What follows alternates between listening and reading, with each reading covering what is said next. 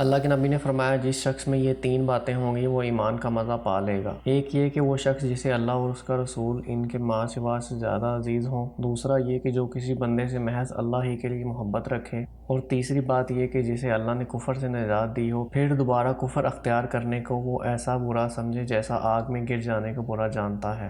اللہ کے نبی نے فرمایا جب جنتی جنت میں اور دوزخی دوزخ میں داخل ہو جائیں گے، اللہ پاک فرمائے گا جس کے دل میں رائی کے دانے کے برابر بھی ایمان ہو اس کو بھی دوزخ سے نکال لو۔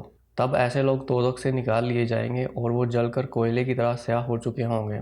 پھر زندگی کی نہر یا بارش کے پانی میں ڈالے جائیں گے۔ اس وقت وہ دانے کی طرح اگ آئیں گے جس طرح ندی کے کنارے دانے اگ آتے ہیں۔ کیا تم نے دیکھا نہیں کہ دانہ زردی مائل پیچ در پیچ نکلتا ہے؟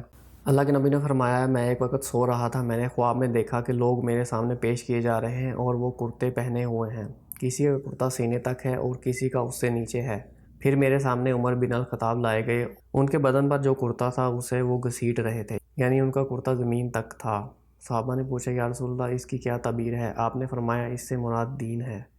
ایک دفعہ اللہ کے نبی ایک شخص کے پاس سے گزرے، اس حال میں کہ وہ اپنے ایک بھائی سے کہہ رہے تھے کہ تم اتنی شرم کیوں کرتے ہو؟ اللہ کے نبی نے اس انصاری سے فرمایا کہ اس کو اس حال پر رہنے دو کیونکہ حیا بھی ایمان کا ایک حصہ ہے۔ اللہ کے نبی نے فرمایا مجھے اللہ کی طرف سے حکم دیا گیا ہے کہ لوگوں سے جنگ کروں اس وقت تک کہ وہ اس بات کا اقرار کر لیں کہ اللہ کے سوا کوئی معبود نہیں، اور یہ کہ محمد اللہ کے سچے رسول ہیں، اور نماز ادا کرنے لگیں اور زکوٰۃ دیں۔ جس وقت وہ یہ کرنے لگیں تو مجھ سے اپنی جان و مال کو محفوظ کر لیں گے سوائے اسلام کے حق کے۔ رہا ان کے دل کا حال تو ان کا حساب اللہ کے ذمہ ہے۔ اللہ کے نبی سے دریافت کیا گیا کہ کون سا عمل سب سے افضل ہے؟ آپ نے فرمایا اللہ اور اس کے رسول پر ایمان لانا۔ کہا گیا اس کے بعد؟ آپ نے فرمایا کہ اللہ کی راہ میں جہاد کرنا۔ کہا گیا پھر کیا؟ آپ نے فرمایا حج مبرور۔